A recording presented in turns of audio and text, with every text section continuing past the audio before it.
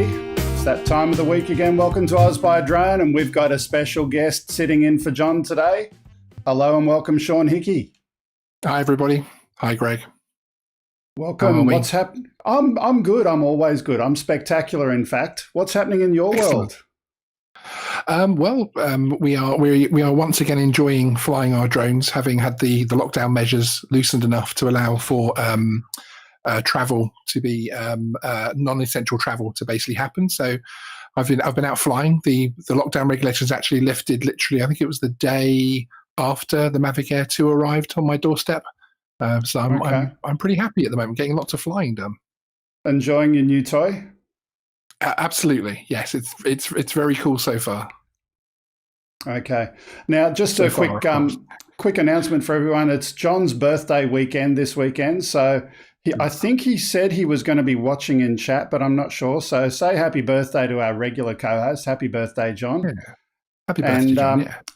Yeah, in terms of just out of interest, the restrictions in Australia are definitely coming off as well. The number of people that can get together and all of that kind of thing is a lot lower. A lot higher now, other way around. Yeah. We've got very few cases, so yeah, we're doing pretty good over here. But before we do anything else, it's time for the news. Now, one new thing today, OzByDrone News is brought to you by AirData UAV. Is your drone healthy, or is it about to surprise you on your next flight? Don't wait to find out. Discover under the hood information and review the early signs of problems before you take off again. And this news, why are we looking at that? Ooh. My partner in crime here thought this was already the first news story. Okay. I thought we were tracking somebody coming across from. I thought that was your secret second screen where you're tracking someone. No, discover under the hood information and review the early signs of problems before you take off again. You can use the discount code OzByDrone20 to get a 20% discount off AirData UAV subscription. Link is in the description. Awesome. So now that I've done the sponsorship read, let's get into our first story. And that is this one. So Border Patrol flies anti-terrorism drone over Minneapolis protesters. The drone using the tracking signal CBP-104 took off from Grand Forks Air Force Base at 9:08 a.m. Central Daylight Time and shortly afterward headed directly to Minneapolis. The drone then circled the city 6 times from about 10:45 until noon. The aircraft maintained an altitude of about 20,000 feet. I guess there was, not a hobbyist kind of category there at that height.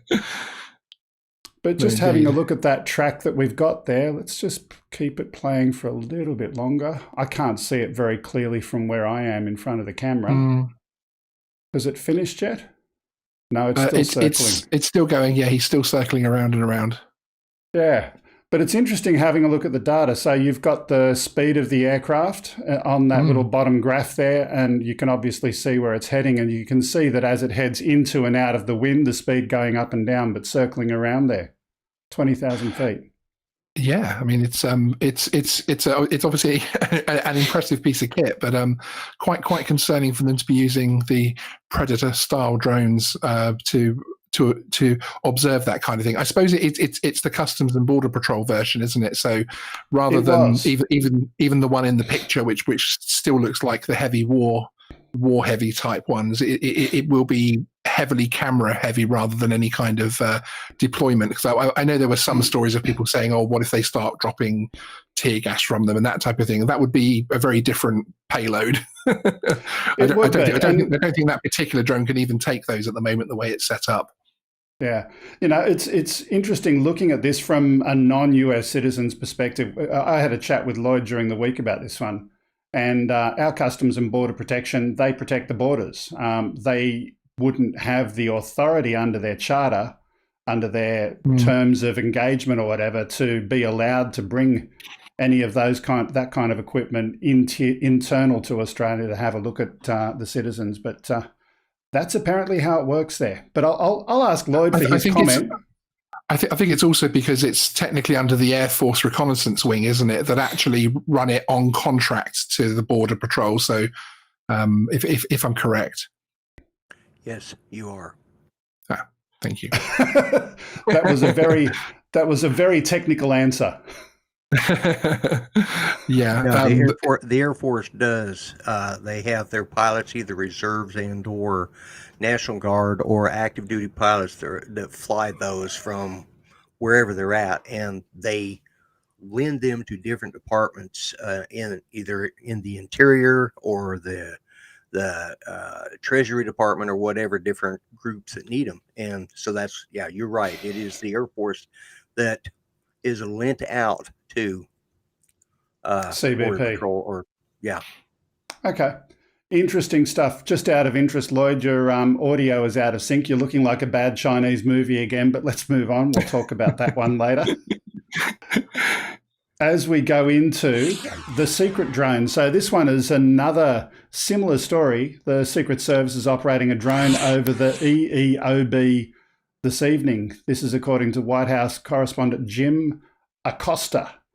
He was able to get a video of the drone flying above the Eisenhower Executive Office building. From the video posted to Twitter by Acosta, we can see what looks to resemble a DJI Matrice 200 drone. The video is only a few seconds long, so we can't get anything further from it. But if the drone is, in fact, an offering from DJI, it's interesting to see that the Secret Service are using the Chinese company's drone, despite other parts of the US government saying it's off limits. Interesting. Yes. Yeah. Yeah, very interesting. Although, again, I think it's one of those things where the Secret Service are one of those very unique wings of the services where they will pretty much do as they see. If it's something that they feel will protect their principles, then they would fly, I don't know, anything up there. You know, frankly, they wouldn't worry where it's coming from. Yeah, let's just play that again. Just have a look at that clip if we can.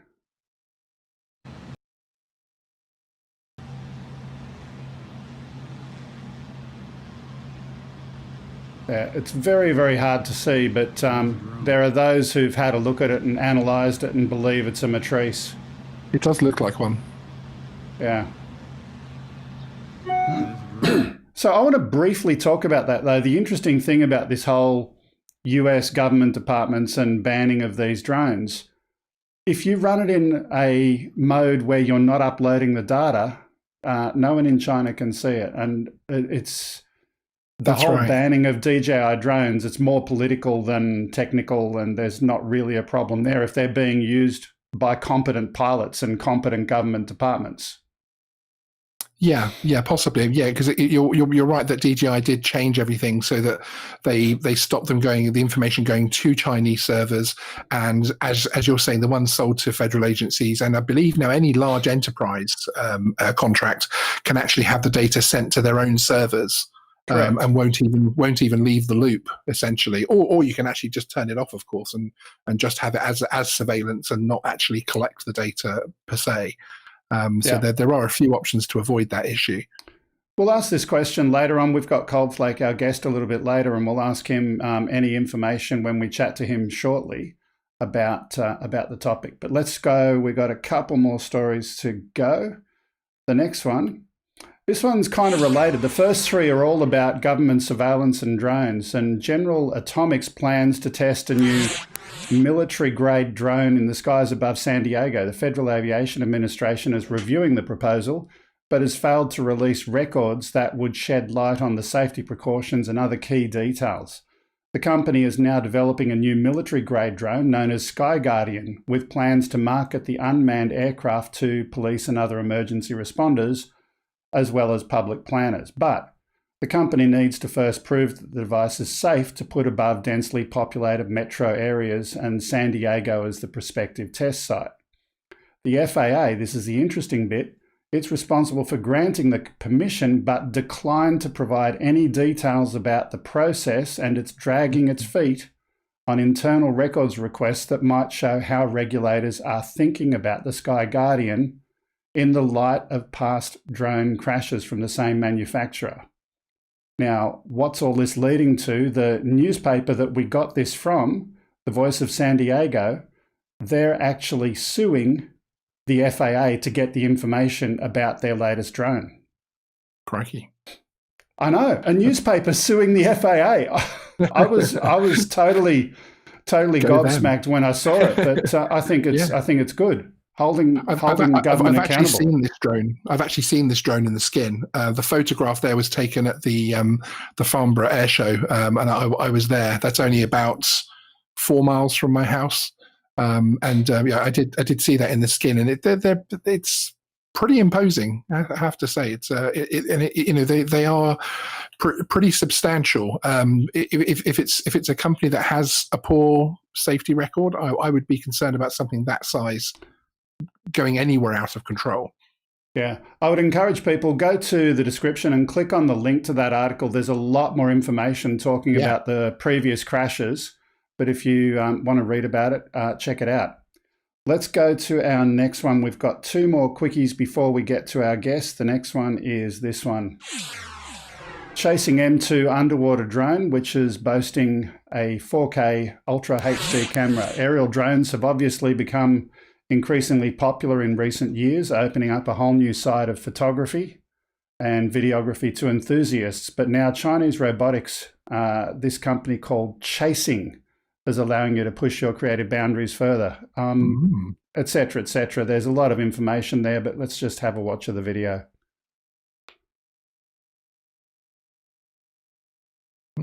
Keep the SD card nice and dry.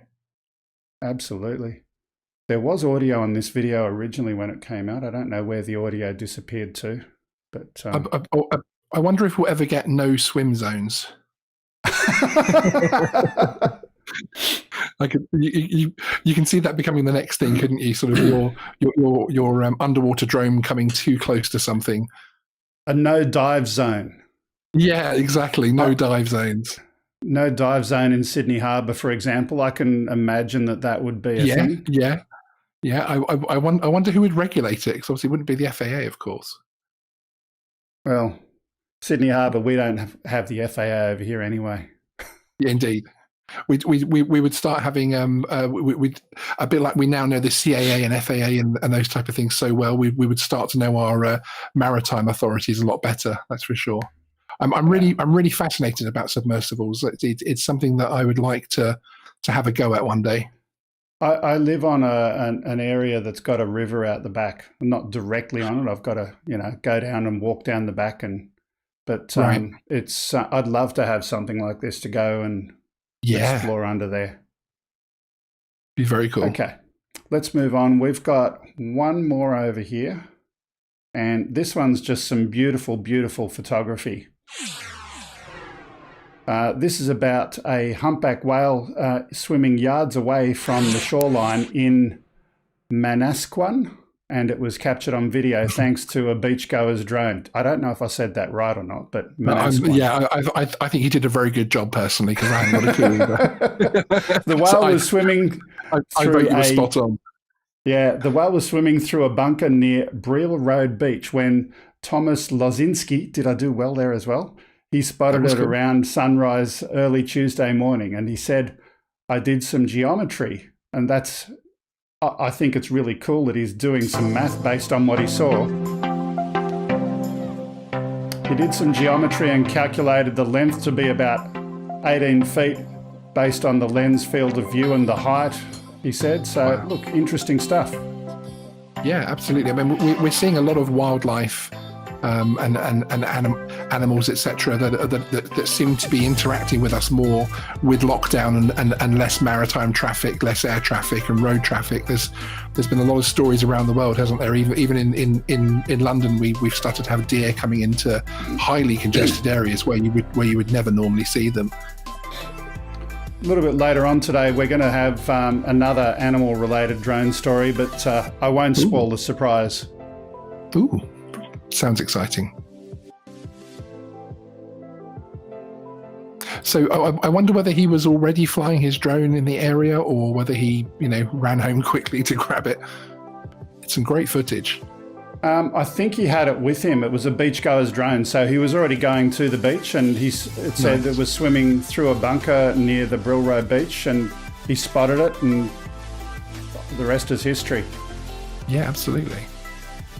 But let's leave that one there. And again, I encourage people watching our show to go to the description after the show's over, click the links in there, go to the original channels and let those people know and say thanks for sharing their videos. Some really, really good material. At this time of the day, however, it's time to bring in our guest, and our guest today is none other than Coldflake from No Limit Drones. And again, just a reminder, air data, use the discount code that we mentioned before, OzByDrone 20. But before we do anything else, air data is one thing and No Limit Drones is another. And here's Coldflake. How you doing, my friend? Hello, how are you doing? I'm Good, doing absolutely awesome. Yeah, me too. It's good to have you coming back again today. And for those who are new to your product, let's just do a quick recap. What is No Limit Drones? How did it come about? And where is it going? Let's start with that. Yeah, No Limit Drones came about in 2017, 2018, where we, in cooperation with the original gangsters, which include myself, discovered how to jailbreak, if you like, hack the first Phantom 4 drones. Yeah, they were the first drones we hacked. And then we kind of built it up alongside the community and decided to make all these nice mods and hacks available for the average user who is just flying his drone, but is not necessarily a technical, geek person, if you like. So that was the reason we made No Limit Drones, was simply to spread the good stuff and make it easy for everyone. So you didn't have to have a tech degree to be able to do some simple moddings. So if I put it in simple terms for those people who fly FPV, you've got Betaflight and you can modify a lot of the parameters of the drone using that type of a tool. Is that kind of a good comparison that you could say, well, you've got Betaflight over there, you've got No Limit Drones over here? Yeah, you could say so. And, I often get questions from people who don't know anything about and drones and stuff. And when I tell them what No Limit Drones does, they tend to not understand it, But you can put an analogy that is like it's tuning your car, basically, So you can fly faster, you can fly higher, and you can fly in places where somebody in China decide you are not allowed to fly. Yeah. Let's just briefly talk about that, because I know this is a polarizing topic, and flying in places where you're not meant to fly. Yeah.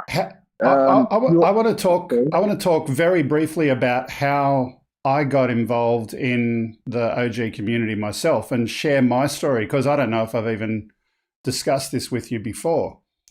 But John Morrison, my regular co-host, he came to me and said, these no-fly drones are killing me, because he actually had written permission from CASA to go and fly in places that a foreign company in another country, they were telling him, no, you can't do that. And he had to go and fill in handwritten paper forms, which took not a couple of hours, not a couple of days, sometimes a week or more to get approval to go and do those things. So that was his frustration. Have you heard similar stories? I mean, here's where I'm going, basically. The intent of removing no-fly zones. It's to give someone flexibility. Is that where you would call it? Yeah, I would say so. And you see, when this, as you said, is a polarized topic, the drone police users, who is, they always talk about flying above airports. And I don't believe that many people would actually do such a thing, Of course, you don't fly above an airport.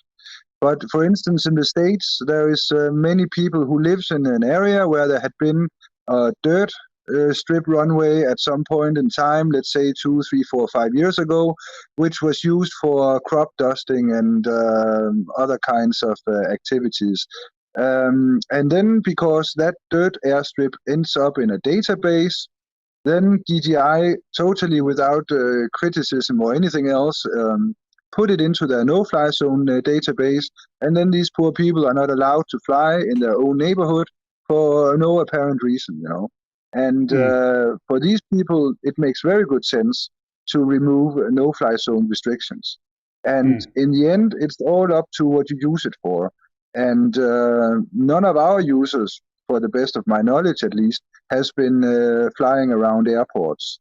So it is basically to, be able to fly without having a Chinese company dictating where you can fly, and then make it up to the user. Like when you drive your car and things like this, you're also responsible for your own actions.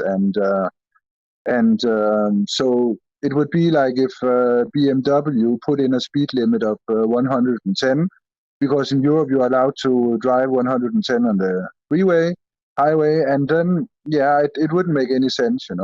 So there's other places where you're allowed to drive 280. You can go to the Nürnberg in Germany and you can just shoot it off. So it is somehow the same. Depends on where you fly, and it depends on what you're doing. And the whole idea of restricting people's freedom to do maybe stupid things, that is, when you give people freedom, some do stupid things, the majority do not, So, yeah. And just a personal thing, again, the example that you gave of some airstrip that was based on a piece of gravel that was there many years ago, same kind of thing for me. Close to my home, there's listed in the DJI database a heliport at Sutherland Hospital. Interestingly, my sister works at Sutherland Hospital, and she said hasn't been there for years and years and years. And in fact, there's now a multi-story car park built on top of what used to be this previous heliport. It just doesn't exist. So, that is a typical example. Yeah, let's move beyond that kind of example. And what are the other things? You talked about flying faster. How fast can you go? Yeah, I mean, that depends of the model, but you can, in many cases, increase the speed with 40%. So you can actually fly pretty fast. And I remember when I got the Spark, it was somehow very fun to fly with this little thing. But when I applied the speed mod, so it actually could fly double the speed. It was really fun, and it was a very fun little aggressive bird to fly with. Yeah. While we've got you here, I just want to encourage people in the chat to ask any questions about No Limit Drones today. Today is the day. We've got Coldflake here, and a quick interruption as well. Wayne King, thank you for your super chat, recognizing our great co-host today. Thanks for that, Wayne. Let's move on. So there's a new version coming out very, very soon of No Limit Drones. What's all that about? Yeah, that is correct. It is a complete rewrite of the original software, both on the client side and on the server side. And when we started No Limit Drones back in the days, there was, some mods available. For different drones. And as we went along, some new things was added, and it became somehow of a patchwork. Patch on patch and stuff on stuff.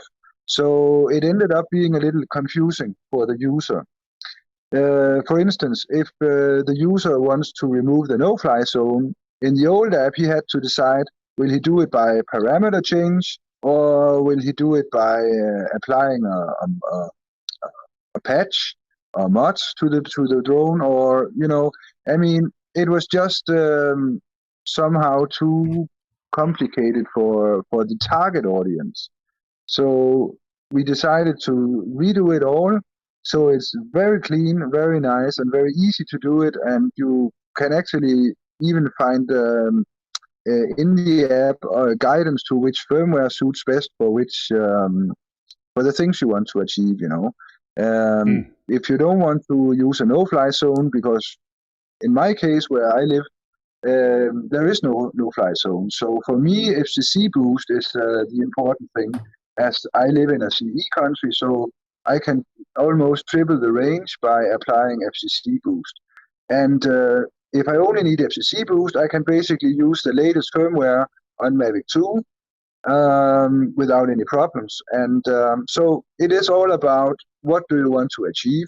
and the app makes it very clear how to do it and which firmware to use.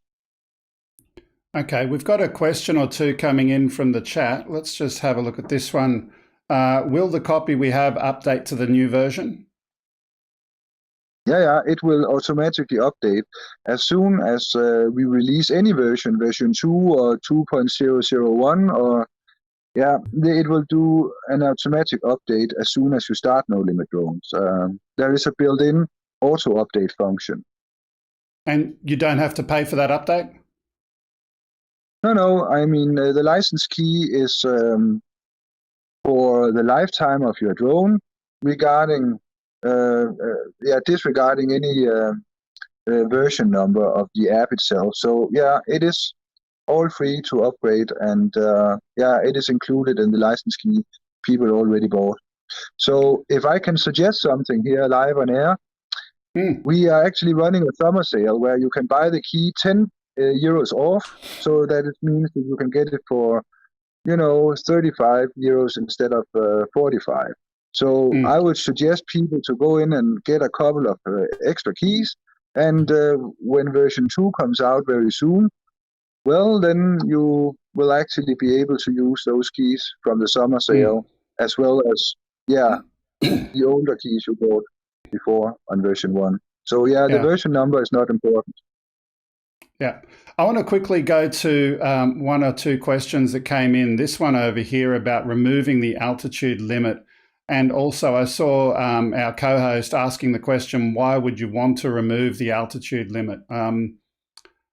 Let's talk about these things as well, because again, a lot of these limits are polarizing, and I get it. The point is that you don't, and neither does anyone at No Limit Drones, encourage people to break the law. But why would you want to remove an altitude limit? What's the circumstance? Well, the circumstance could be, my personal experience was, I did some trips to Iceland, and I would like to fly around in the mountain area. And with 500-meter altitude restriction, you don't get far up the mountain, And in Iceland, for instance, there is no altitude restrictions there in their regulations, and so basically you can fly 2 kilometers up, and you are still in compliance with the rules and regulations. So I would say it depends on the area you fly in, and again what you want to do, So. Just flying 2 kilometers up above the clouds just because you can, well, that is funny, once in a while. But in general, as you said, what is the purpose? And that could be, for instance, flying around in mountains and flying over mountains and things like this to make some nice cinematic movies of these kinds of things. So because ultimately the problem is DJI measure altitude in terms of altitude from takeoff location, not altitude AGL, which is what the law says. So if you indeed want to go and fly up the side of a mountain, you can be 100% compliant with the law, but the drone won't let you do that with the built-in limits. Exactly. One of the tricks to circumvent this, if you dare, that is to leapfrog up the mountain, So you land your drone 480 meters up somewhere on the mountain. You disengage the engines, turn it on again, and then it resets the zero limit, so you can then fly 500 higher, But well, it is something that works in theory, but probably not something you should actually do in real life. In practice. Unless you want to, exactly. Unless you want to risk losing your drone on the mountainside. Yeah. Let's talk just very briefly about the speed limits, because it's something that I want to share a personal experience with. You've got to remember you need more time to brake. Yeah, exactly. Very important. I have experience with that too, I would say. I'm the first to admit having crashed my Phantom 4 Pro some time back, and it was covered at the time by DJI Care, so I was very happy about that. But the point was, it was fast. It was very, very fast. And there was a solid object which I planned to not hit, but it didn't work out as planned. I'll leave that at that. Yeah, I had some weird, funny idea. You know, when I was landing the drone, it was also a Phantom 4, by the way. It was fun to go down as fast as possible and then time it so you would make a very soft touchdown. You know, drop like a rock and do a soft touchdown. And then I applied the speed mod for you know, up and down, ascent, descent speed. And well, I lost the camera. It just flew off the drone as it just crashed into the ground as a rock because it was completely uncontrollable on the descent. It was crazy. So one needs to be a little careful there. Yeah. So I want to quickly summarize what we've talked about. No Limit Drones came about from the guys who were originally reverse engineering and playing with the software. Oh, what's the question we've got on the screen? Let me have a quick look. Oh, thumbs ups. Yeah, give us some thumbs up. That'd be nice. It came about because of the guys that were tinkering and so forth. And just so people know, No Limit Drones actually gives back to the community. It's not just all about a money-making enterprise. The people who've been reverse engineering these drones, and in some cases blowing up drones, as you know, you leave it on and you're running it with fans and whatnot. You've been replacing that hardware, helping people to continue to learn about and reverse engineer and understand these things. So giving back to the community in that way. But you as an end user get to benefit and have a lot of fun with it. By all means, change, tweak, modify, but we always, No Limit Drones encourages people, and so does OzByDrone, always fly safe, fly legal, but don't be restricted by a foreign country. I think that's a good summary. It is a very good summary, yeah. Yeah. Okay, so anything else you want to share today about No Limit Drones and the upcoming version? Yeah, I mean, there will be some new goodies in the upcoming version. And since we have been brewing on it for quite a while, and there is so much new stuff we would like to put in, we still also have to time it somehow so that we actually finally end up getting it released instead of just putting new stuff in. So what actually makes it to the release table, that is a little bit difficult for me to say exactly, because we might choose just before the release to take some of the things out and postpone it for a later update, which would then come out in a week or so after that. It is important that we are sure that everything we release is actually 100% stable and rock solid, so you don't end up breaking drones and God knows what. So yeah, we are doing it as fast as we can, while still, you know, making sure that when people actually use our software, there will be no risk in terms of No Limit Drones doing unfortunate things. For instance, replacing some files from a different version, which then will make the MD5 checks not pan out, and then in turn you have actually you can have a brick where you will go into an endless boot loop. So yeah, that is very important. Yeah. Yeah. Let me just go here. I've got one question here from Nick Dystra. So any word on cracking the smart controller? Have you got some updates on that? Yeah, we don't, as No Limit Drones, we have not been working that much on the smart controller, to be honest. But there is some work out there which we will encapsulate into one of the coming updates. Yeah, so yeah, there will be something for the smart controller. In the detail, I can really not tell at the moment, but yeah, there will be some. The thing is someone also, asked me that question a little while ago, and at the time I said, "Oh, the smart controller, that's already taken care of." But I made a mistake. It was the Crystal Sky, because exactly, Crystal Sky. Yeah, the Crystal Sky was special, wasn't it? Yeah, it was. Yeah, definitely. And do you want to share the story about why the Crystal Sky was special, just as an interesting aside? Is that something you can share? that version of firmware? Yeah, well, I mean, in what particular are you thinking of? There was actually many weird things going on. Yeah. But wasn't it the Crystal Sky that there was a unencrypted version of that came out? Was that the one? Yeah, that was definitely the one. Yeah. Unfortunately, that is they are not doing that anymore. Yeah, so just for everyone's benefit, you know, DJI are releasing software and firmware and all of those kind of things. And I'm trying to remember the name of the encryption they're using on Android. What was that called?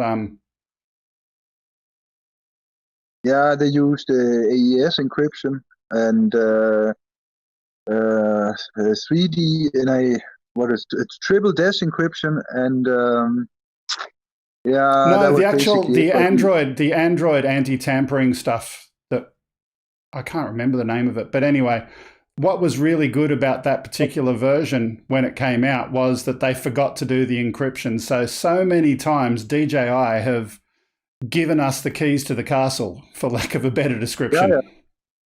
Yeah, exactly. But for instance, you know, on the older birds from Phantom 4 up to Mavic Pro, they actually released the encryption codes for the firmware and for the flight controllers and all these things, which is why you can actually have a custom flight controller. So it can actually be reversed and it can be reprogrammed, compiled, and encrypted again because the keys are somehow available. They learned their lesson with Mavic 2, so we don't have the keys for Mavic 2, unfortunately. So, yeah, custom flight controller will be a little difficult. Unless, of course, they make a spill like they did, you know, long ago, yeah. Yeah. I just want to comment. I saw one from Artco, and this is something that's very relevant to me and my family. The altitude limit in the Philippines is 500 meters. So that's a little bit different to the others. So yeah, back to the question of why is it that you would want to remove the limits? It's because the limits are different in different countries. And that's another good reason why. Still waiting for Crystal Sky live streaming.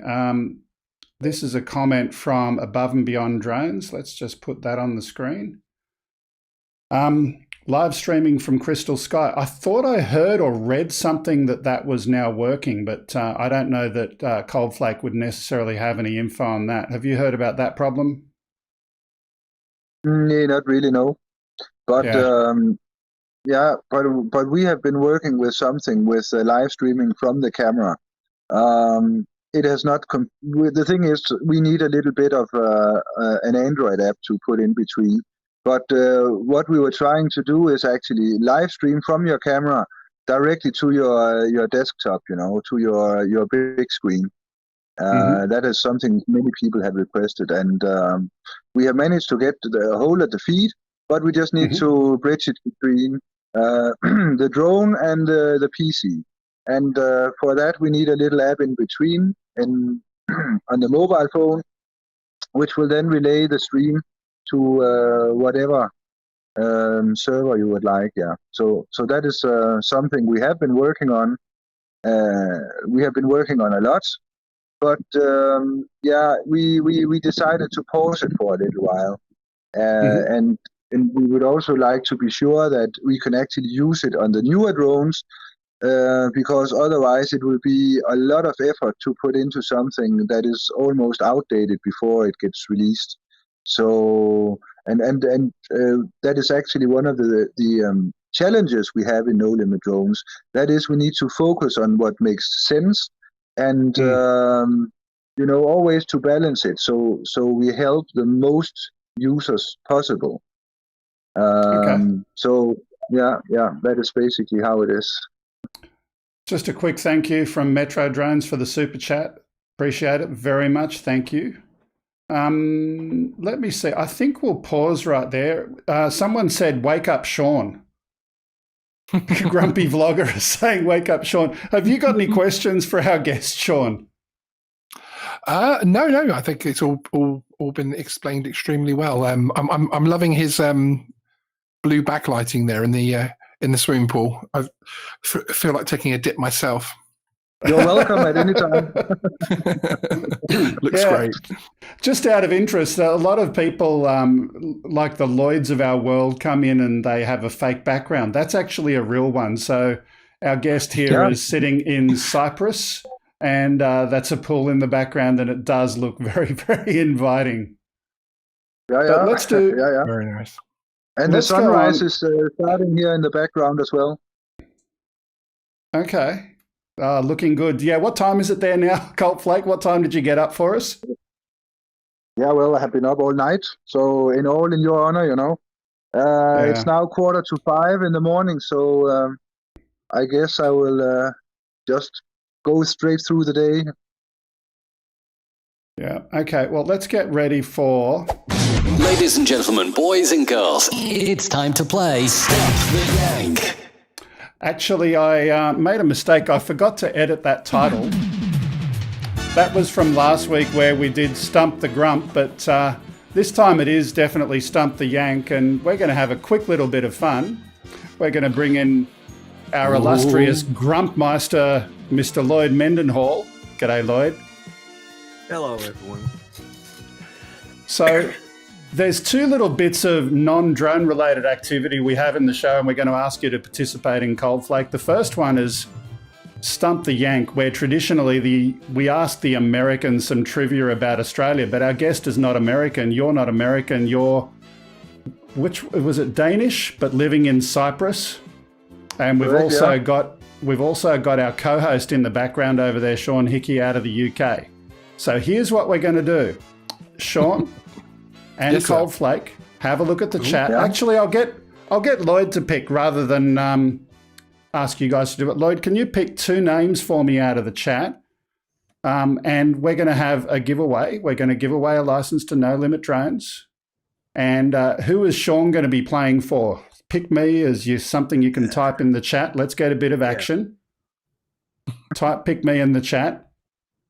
And we'll have one for Sean, and one playing for Coldflake, and whoever's the winner of the best Aussie trivia. We've got Thunderbird 6, we've got El Smeghead, we've got Nick Dystra. All right. And a few more coming in. You're going to be playing for Thunderbird 6. Awesome. And let's see who else we got here. You're going to be I don't know your first name. I can just call it Coldflake. Anyways, you're going to be playing for Metro Drones. Yeah. We got Metro Drones, and actually, let's pick again for Sean, because Thunderbird says he's got a license already. So let's pick someone else. All right. Well, then let's just go with El Smeghead. Okay, nice. We got Smeghead and Metro. Let's have a look. Yeah. So here's the go. We've got some trivia questions, and Lloyd is going to answer them. And either of you gentlemen, either Sean or Coldflake, can answer the questions. Just use your name as the buzzer, and we'll see who can answer the questions quickest and most accurately. Go for it, Lloyd. Okay. Snake hips. Do you know what that means in Aussie?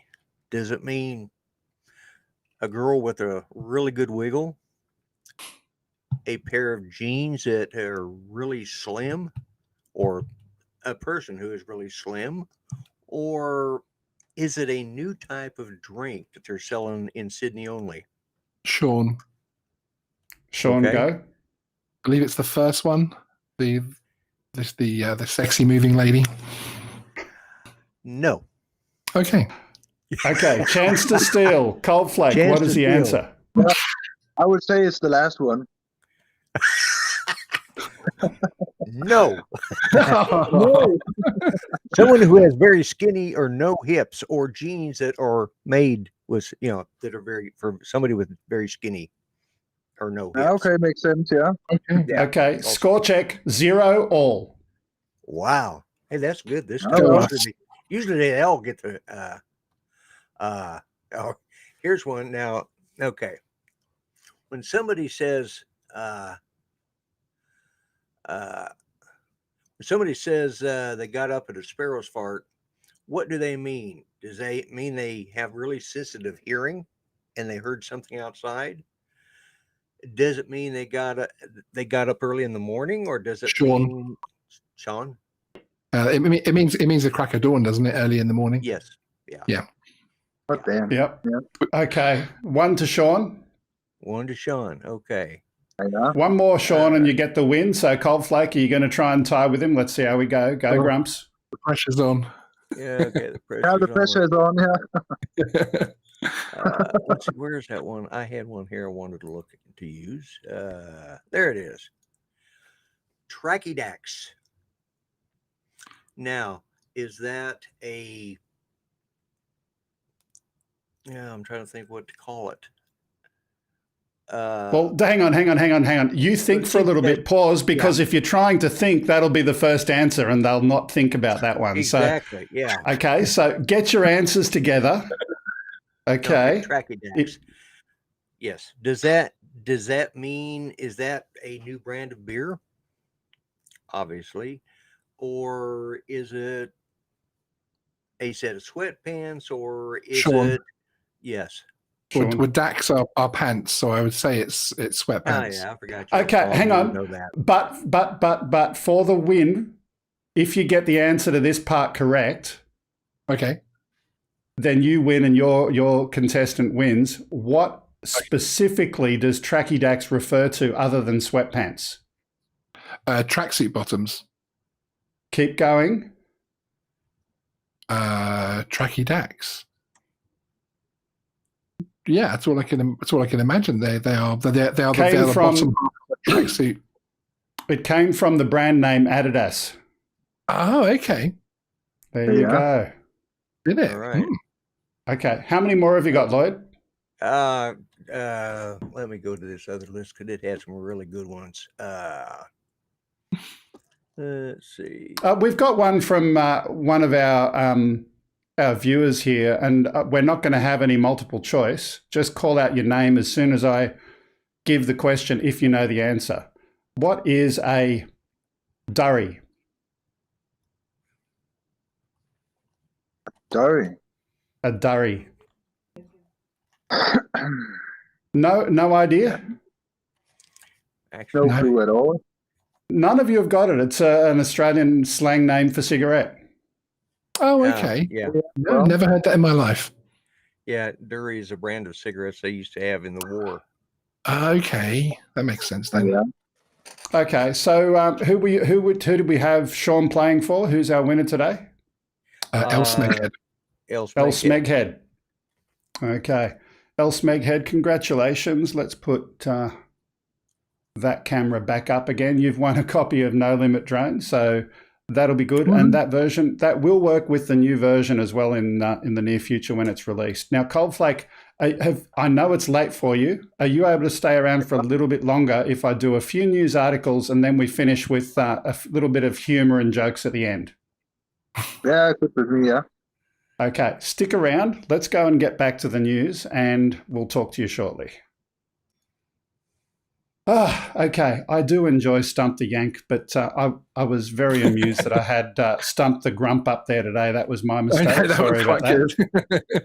That was from last week. But our next news story, though, is this one over here. The Air Force is hoping to pit an autonomous drone equipped with artificial intelligence-driven flight control systems against a fighter jet with a human pilot in a little bit over a year. The service has described the effort in the past as a big moonshot that could revolutionize air-to-air combat in ways that have so far been limited to the realm of fiction. Let's just have a look at that one. I'm Dan Javorcik. I go by Animal, and I am a program manager in the Strategic Technology Office at DARPA. Now, I'm trying to get the audio up. Artificial intelligence against humans. Can I get my producer to do that for me? With a winner and a loser, rather than seeing the potential for AI to team with Keep humans. going. Fortunately, DARPA has played a leadership role in AI research for decades and has fostered the goal of symbiotic cooperation between AI and human operators, where artificial intelligence and humans work collaboratively and leverage the inherent strengths of each. Our Air Combat Evolution, or ACE program, continues DARPA's leadership in symbiotic human-machine teaming and highlights one of the most challenging components associated with human-machine interaction, and that is fostering trust in this new AI-inspired autonomy. In ACE, we are planning to demonstrate trusted, scalable, human-level autonomy for air combat operations, beginning with the first combat scenario we use to train and assess new fighter pilots, a dogfight. Okay, We envision let's just bring an AI that down. system that can offload the dynamic tactical decision Now, making in I aircraft did maneuvers actually try and required in get the air audio combat. down before, but the wonders of Wirecast today, it's being a little bit slow.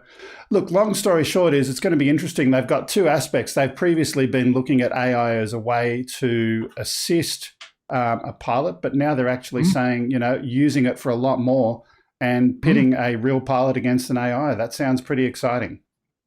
It does. It kind of has connotations of the Boeing Loyal Wingman project, which obviously happening with the Australian Air Force. Whereas, of course, they're making the drones which will fly alongside one piloted jet fighter, and they will literally become their wingmen. So it's interesting to see how different air forces are taking the whole AI side of things forward. So are they actually talking about they will be pitted against essentially drone aircraft, or will this be in simulators? Yes. Oh, okay. Yes. Right. But I think that from what I read in the article, they're still going to have, for lack of a better description, situational awareness of understanding the strategy level. And once you've then given the aircraft commands of, hey, this is the objective, let's get you into that high level framework and now go. Yeah, excellent. I mean, I think that's a great idea, because one aspect of AI in terms of military training, of course, is making sure that it's real world. And if they're actually going to be going up against physical drones to test their abilities, then that's fantastic. I mean, that will prove the product in a real world situation. I think it's a really clever use of it. Yeah, but I mean, you've also always got that. Sorry, Lloyd? If I understood that, they were going to actually use that in a such as Operation Red Flag, in which they will be pitting a human against the drone. In other words, drone AI to human dogfighting. Yeah, absolutely. Which are probably highlighted in somewhere along the red flag scenario, which is. You would expect so, wouldn't you? Yeah, I mean, that's the perfect environment for it to be used. Yeah, because of course you then have a set parameter of enemy for all the different nations to compete against. So then when you do get when you get your hierarchy list at the end of red flag, it'll be a true representation, because they were fighting the same enemy. It's very scalable. Yeah. Okay. Let's move on from that. We've got a couple more that I want to quickly get through. The next one, this is not about the Apple brand of computer, but it is about a central New York drone corridor, and an Israeli company has come across there. Blue White Robotics has developed software that allows one person to remotely operate multiple unmanned aerial or ground vehicles to provide agricultural services faster. The company plans to test and certify its system in a 50-mile drone corridor being developed between Syracuse and Rome. It recently partnered, however, with Dropcopter, another tech giant, to pollinate a date palm orchard in the Ava region of Israel and Minisika. Anyway, an apple orchard in Waterport. I don't know these places. Waterport in Orleans County. The brand of apple, isn't it? I think that's actually the type of apple that the orchard. I've never heard of it. But anyway, Dropcopter specializes in pollinating orchards with drones. Let's have a look at this. This is beautiful. Very cool.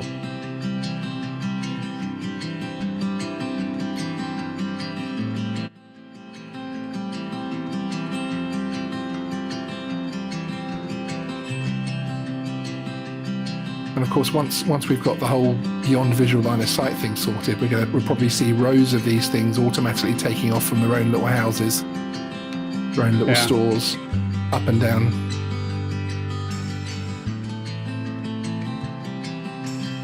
And they're deploying these in the new New York corridor, did you say? Absolutely. was a very short clip, but really beautiful footage and a good use of drones and drone technology. So we've got a couple more. This one I absolutely had to do. SpaceX, for those who've been interested in watching that, the launch of the SpaceX mission felt like a bit of an occasion, to say the least. Not only did the mission have plenty of historical significance, but the way people stuck at home at the minute meant that it got a lot more viewers than it would have otherwise had on that particular broadcast. Look at that. That's awesome. While the capsule carrying astronauts Bob Beckett and Doug Hurley continued on the journey, the Falcon 9 rocket would return to Earth's surface only 12 minutes after the launch, landing on a drone ship, a remotely controlled, remotely piloted water vehicle in the Atlantic Ocean. There's no people on board. This is absolutely incredible. It is phenomenal. And this was this the fourth use of that same rocket? Because I think it's going back up again very soon for its fifth use, which is absolutely from terms of renewable is absolutely incredible. It's very clever. You also have to give a shout out to Elon for the way he names things. Wasn't the drone ship called something like "Sorry, but I still love you" or something of that nature? Had a really long, really strange name. I don't know. He likes odd names, doesn't he? So.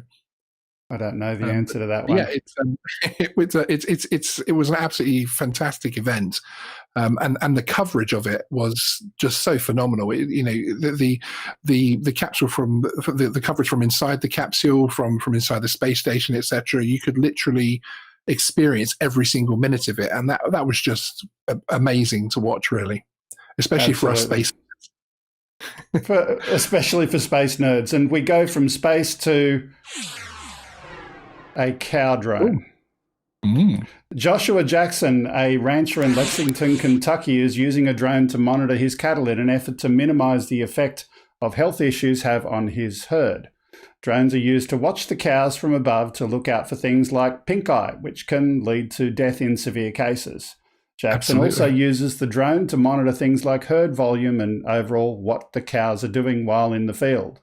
Drones can also be used to approximate the weight of cows by taking photos from various angles and creating a 3D model of the cow that doesn't require going into the field and manually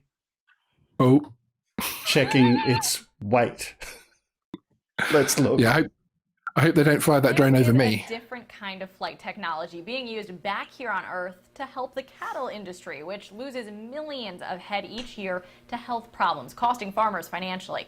Our own Mr. Science, Jason Lindsay, explores how eyes in the sky could help ranchers solve the problem.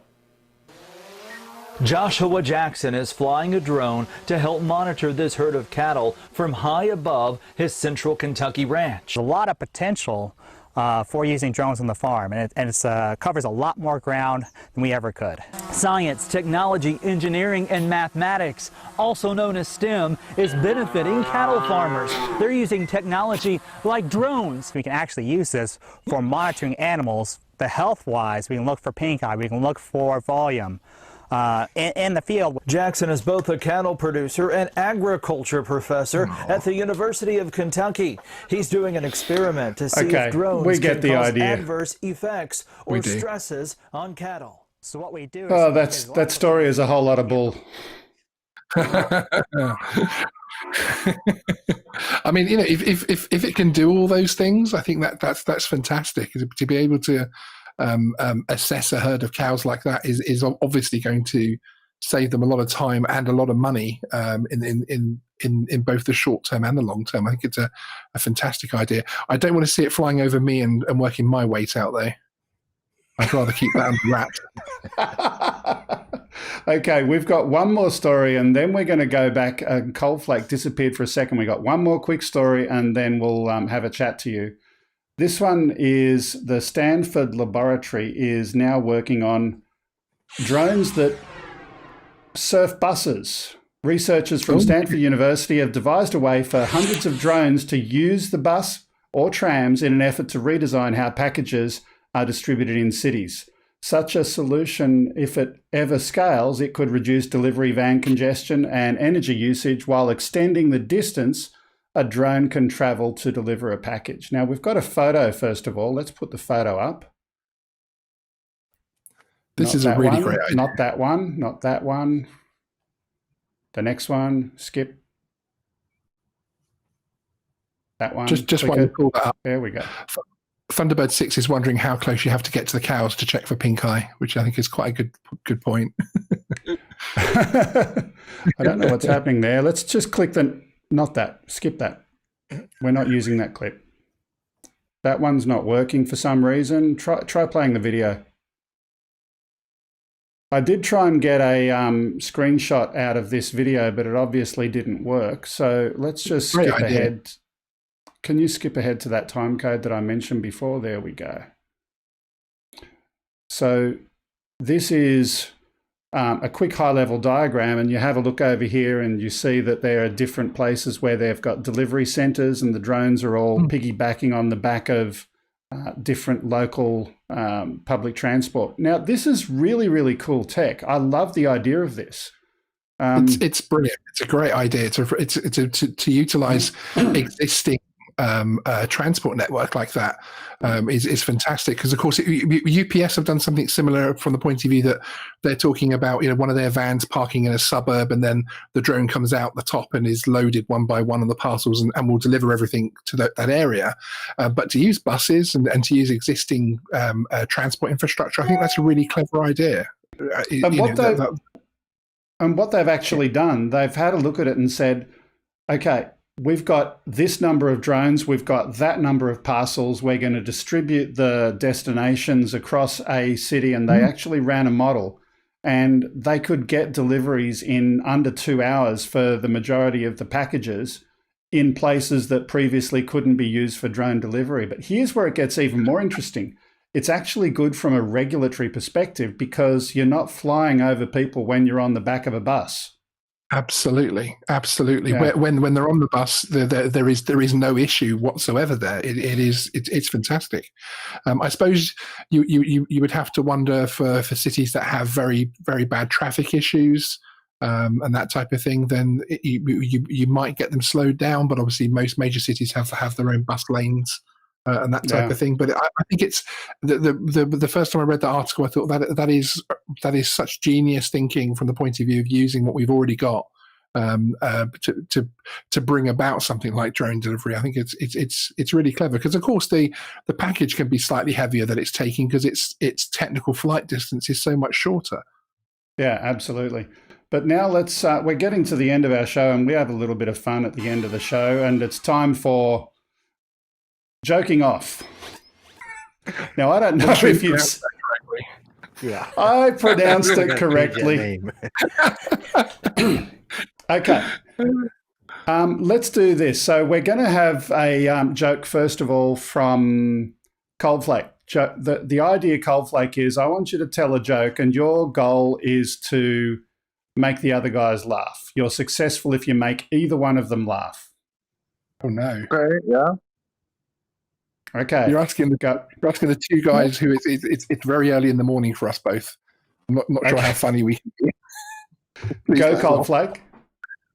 Yeah. Okay. I wrote one down here. How many programmers does it take to change a light bulb? None, because it's a hardware problem. Ting. Okay, that wasn't so. It wasn't too bad. It wasn't too bad. Okay, let's go to the Grumpster in the middle. Quick one from you. Most common lies ever told. I didn't do it. I'm fine. I have read and agreed to the terms and conditions. That sucked. Even I say that sucked. The follow-up line made us laugh, so I think that gets stuck out. I think you get a point for that. I'll give you a point for that one. Okay, one from Sean. I think the problem is when you're reading jokes, isn't it? It never comes across as well. But I'm now going to read a joke, of course. Did you hear about the mathematician who's afraid of negative numbers? No. He'll stop at nothing to avoid them. No. If it makes any difference, you are making my wife laugh, so that's good. Okay, I was originally planning on having a giveaway on this section of the show to do the No Limit Drones giveaway, but we've already done that earlier. But it was fun having it. Coldflake, have you got one more funny one before we go? Yeah, I think I just cooked one up actually. So let me shoot it off here. Yeah. Yeah. Okay. What did the one DJI drone say to the other when he couldn't pass a no-fly zone? No limit drones.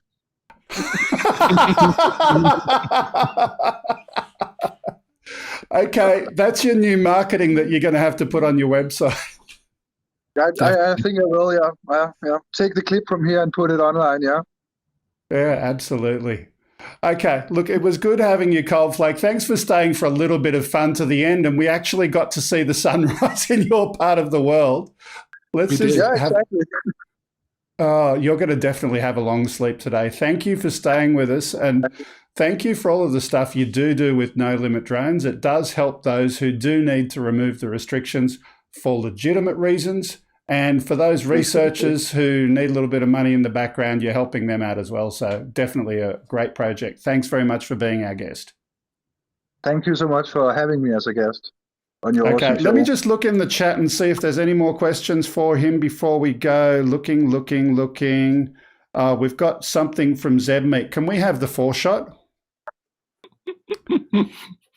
We've got something from Zebmeat. An elephant says to a naked man, "How do you breathe through that little thing?" Wah, wah, wah, wah. That's actually better than any of our jokes, in my opinion, but yeah. Yeah, okay. Well, we're going to say goodbye. Thanks, Coldflake, for being with us today. Thank you, too. Nice to have you. Talk to you soon. Okay. So that's all we've got time for today. It's always good to have a little bit of fun with some humor at the end of the show. Couple of quick community service announcements. As always, if you would like to send us anything, the email address is upload@gregkuhnert.com. We would love for you to subscribe to us on social media. We've got YouTube, Facebook, Twitter, Twitch, Mixer, Smashcast, DLive, all of those things. Have a look at OzByDrone, and in fact, do me a favor and have a look at some of the ones that you haven't used before, because it will help for you to go and say hi to the people over there who may be watching on a different platform. And if you'd like to send us anything physical, the address is 5/127 Princess Highway, Sylvania, New South Wales, 22224, Australia.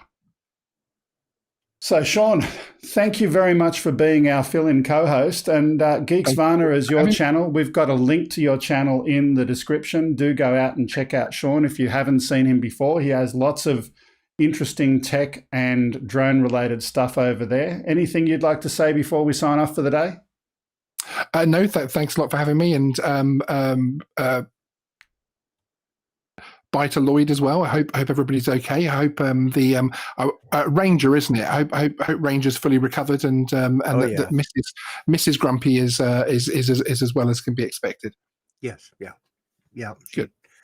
Matter of fact, Ranger's laying over here. I thought he was going to knock everything over. He's trying to get in here next to my chair and push him back because he weighs he gained weight while he was recuperating because he had nothing to do but sit around and eat. So he's about 130 pounds now. It sounds like me in lockdown. So I'm well and truly with Ranger. Yeah. As we finish today, I'll just say to those people who are watching, next week, it was going to be this week. The global fly-in is next week. So you can fly your drone in your part of the world, send your video feed in. It'll be on the show. We're going to be simulcasting on Ready, Set, Drone. So you will be the star on one of the world's biggest drone channels and our little channel as well. But come and join us next week. Kelly will be on here as well as our guest next time. So it's going to be a lot of fun. If anyone wants to chat at the end of the show, Lloyd, can you put the rendezvous link in the chat? We're going to do a little bit of rendezvous testing and all of that kind of stuff after some things we found last week. But, we've got one thing I forgot. Let's just put that on the screen right now. The big mouth of the week, the top talker from last week, is listed on the screen there. As you can see, Agent K has been flapping his jaw too much for a while, but other than that, the other people are coming in behind. We'll have a look at and see how that goes next week. Anyway, thanks for being part of the show. We'll see you next time. Bye-bye for now. See you later. Bye, everyone.